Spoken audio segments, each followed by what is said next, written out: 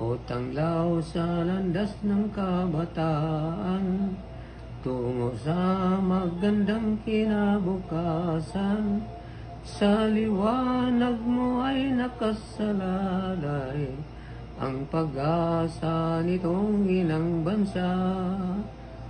Karunong ang handog ng mga guro ay hinubog sa mataas na uri.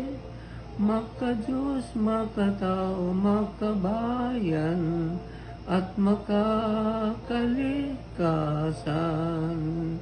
Edukasyon, talang patnubay, kasangkapan kang may kapal sa pagsulat ng kinabukasan at pagguhit ng gintong pangarap.